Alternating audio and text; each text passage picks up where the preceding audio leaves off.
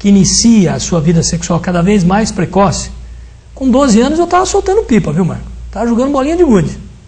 Hoje o jovenzinho está indo numa rave, ele está indo numa balada, e ali ele está tendo contato, ele já está no mercado, brigando pelo espaço dele, e está tendo a sua vida inicial, sexualmente falando.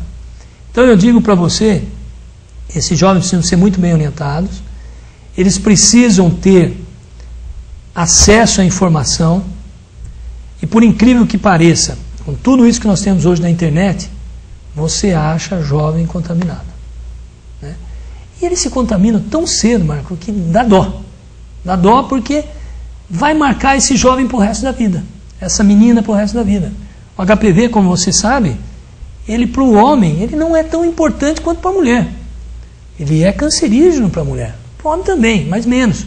Pela facilidade que nós temos da exposição do órgão, pela facilidade que nós temos de fazer o exame, o autoexame na nossa genitália, nos permite até fazer diagnóstico mais rápido. E a mulher, que tem um órgão interno, o colo do útero está lá dentro, né? E não procura ginecologista. Isso, Marco. Nós precisamos ter essa informação, nós precisamos trabalhar melhor isso, eu acredito. Porque, olha, Marco, impressiona o número de casos que a gente tem. E muitas vezes, você que sabe disso, você faz parte da comunidade, então você consegue ter ali e fazer até um perfil e acha uma única parceira de todos esses meninos contaminando. É interessante isso. Vamos fazer mais uma parada rapidinho. A gente está de volta aqui com o Dr. Antônio Carlos Machek. Há mais de 2000 anos na Judeia. Sinédrio acusa de se autoproclamar rei dos judeus. Se o meu reino fosse deste mundo, meus seguidores não me deixariam ser capturado. Então você deve ser rei. Você é rei? Sou.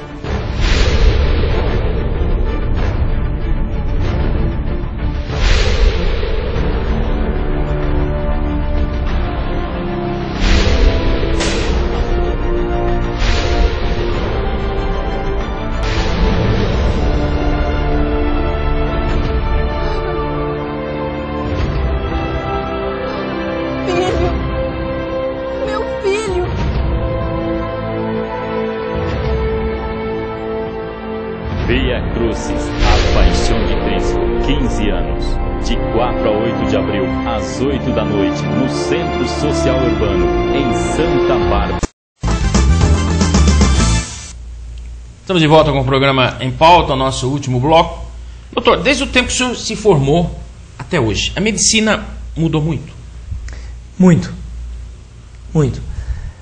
Até no modo dela se colocar, dela se mostrar. Hoje a medicina, ela é mais tecnológica. É uma medicina voltada para evidências, né? Ela não depende muito da experiência de um médico especialista.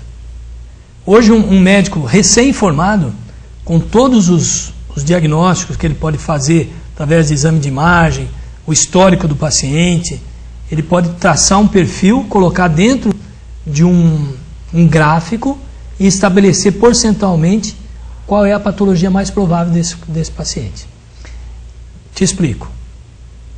Há uns anos atrás, você dependia muito mais do exame físico e da experiência do colega que estava te dando assistência. Hoje, com os exames de imagem que você tem condição, fora a sua experiência, de fazer o diagnóstico tão bom quanto aquele especialista, aquele médico antigo e tudo mais. Voltando aqui falar o seguinte, ainda a experiência, ainda o feeling faz parte do diagnóstico. Mas hoje, nós não podemos, em nível de evidência, firmar um diagnóstico só pela experiência de um colega. Por questões judiciais sérias, por questões de nós sermos cobrados diariamente, você não tem chance de erro hoje, Marco. Se você errar, você pode ter uma punição. A relação médico-paciente tem que ser muito próxima para que você tenha essa afinidade, essa confiança, né? Impedindo que você tenha aí discrepâncias e que te permita até ter um equívoco, né? É diferente, por exemplo, de você ter uma assistência familiar e você está acostumado a assistir aquela família, você conhece o histórico daquela família, você consegue, pela sua própria experiência, traçar o perfil daquela família, você sabe aonde você deve pautar mais, aonde você deve cuidar mais. Tenho pacientes, por exemplo, que vi nascer e que hoje estão fazendo vasectomia deles, né? Então, esse histórico permite que você consiga uma confiança maior, uma credibilidade maior. Mas nós não podemos esquecer o seguinte: o médico não pode, de maneira nenhuma, parar. Tem que evoluir. Se esse médico parar, ele vai parar no tempo e no espaço, e só a experiência dele não vai fazer diagnóstico. A experiência, ela contribui muito para a sua maturidade profissional, mas você tem que estar se atualizando todas as horas, a cada minuto, porque você, senão, acaba caindo no esquecimento, você não vai fazer bons diagnósticos, não vai conseguir dar a assistência que o seu paciente precisa. O médico hoje, além de médico, ele é psicólogo, ele é assistente social, ele é tudo conselheiro, pra família, né? Conselheiro, né? Isso é bacana, Marco. Isso é bacana. É bom você entender o seguinte, por exemplo, eu vou te dar um exemplo claro, assim, como que eu vejo isso, né? Eu sempre digo para as minhas funcionárias, tem o meu paciente e tem o paciente que é do convênio. Tem aquele paciente que me procura porque a Unimed paga para ele a consulta. Agora, eu tenho aquele paciente que pode chover, pode cair canivete. Eu vou lá no Dr. Maichak. E por vezes, Marco, me coloca até numa sinuca de bico, né? Porque ele me procura para dar uma opinião de uma patologia que eu não sou nenhum expert e não tenho nem tanta experiência, mas me obriga a estudar, me obriga a buscar, e se eu preciso dar uma informação diferente para ele, nem que seja para indicar um profissional, eu preciso dar essa resposta. Isso é bom porque me obriga a buscar essa informação. O senhor não pode falar não, né? Não posso. Talvez falar não sei agora, mas vou buscar saber para poder te informar melhor, né? Então vamos fazer um ping-pong rápido aqui. Que bom. Vou falar uma palavra que vier à cabeça, o senhor vai falar. Uma saudade. Meu pai e minha mãe. Representaram muito? Muito. Meu pai perdi muito cedo, não convivi muito. Tinha 17 anos de idade, estava acabando de me formar no ensino médio e estava enfrentando aí o vestibular. Minha mãe, por ser a mulher guerreira que foi. Pessoa humilde, sempre trabalhou na frente de um fogão, minha mãe era cozinheira, né? E me ensinou muito da dedicação do trabalho, da honestidade, da hombridade, né? Então sinto muita saudade, gostaria de ter vivido um pouquinho mais com eles. Uma viagem inesquecível. A viagem inesquecível da minha vida foi uma viagem que eu fiz junto com a minha esposa, que nós fomos para os Estados Unidos. Nós fizemos o norte dos Estados Unidos, ali pegando de São Francisco, indo até Las Vegas. Eu era ainda jovem, ela também. Foi um momento muito bom na minha vida, uma paisagem maravilhosa, uma viagem inesquecível. Um amigo? Meus 2 filhos. Meu filho Rafael, que é médico, e meu filho Lucas. Meus amigos eternos. E vou colocar aqui para você, Dr. José Lourenço, meu irmão. O que você mais detesta, Maichak? O que eu mais detesto é a ignorância das pessoas. Ignorância no sentido não do conhecimento, mas de brutalidade, de invadir o ser humano. Eu acho que a gente tem que se respeitar mais. Você tem medo? Eu tenho muito medo de não conseguir ser a pessoa agradável para as pessoas que me procuram. Esse é o meu maior medo. De causar estranheza, de não ser aquilo que as pessoas buscam em mim. E por ter esse medo, Marco, eu acho que eu consigo cada dia tentar melhorar um pouquinho. Isso é bom para mim. Um livro? Eu acho que é Antônio Exupéry. Eu acho que o Pequeno Príncipe parece até coisa de Miss Universo, né? Mas esse livro me ensinou uma coisa. Eu vou te falar uma frase dela, dentre milhares que você pode pensar dentro desse livro, que é o seguinte: você se torna responsável pelas pessoas que você cativa. E você cativar uma pessoa, Marco, você se torna realmente parte da vida dela, né? Então, esse livro me marcou bastante. Porque li muito jovem, tinha acho que 10, 12 anos. Qual o futuro do Brasil? Eu vejo o Brasil como o país que vai ser a primeira nação do mundo.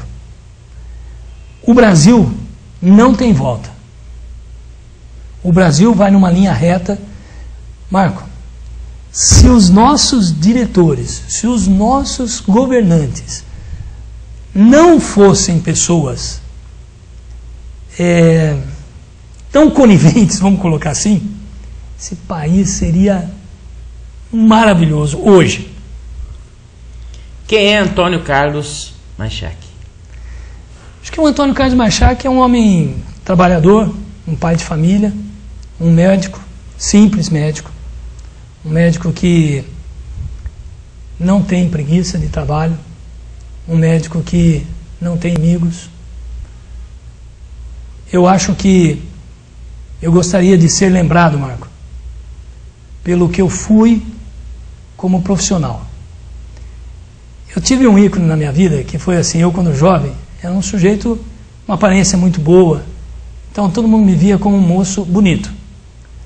E eu sempre dizia para as pessoas, lembrem de mim pela minha profissão, pela minha capacidade. A beleza, o tempo apaga. O que eu faço pelas pessoas, as pessoas que eu curo de câncer, as pessoas que eu trato e me veem feliz, as pessoas que oram por mim, que rezam por mim, que é o maior pagamento que eu recebo, são as orações que recebo. É por isso que eu quero ser lembrado. Então, eu sou o médico, Maichak é o médico.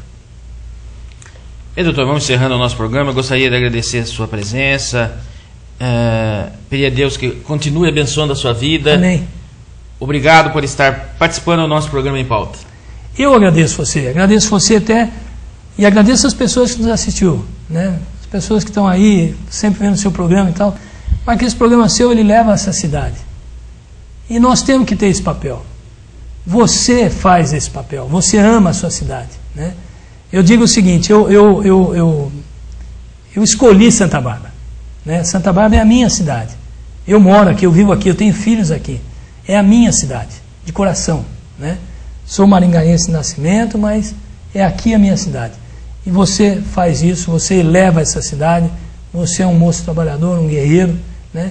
Continue fazendo isso, traga as pessoas da nossa cidade para cá, né?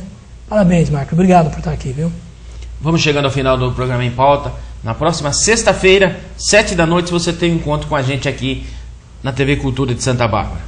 Um forte abraço, amigos!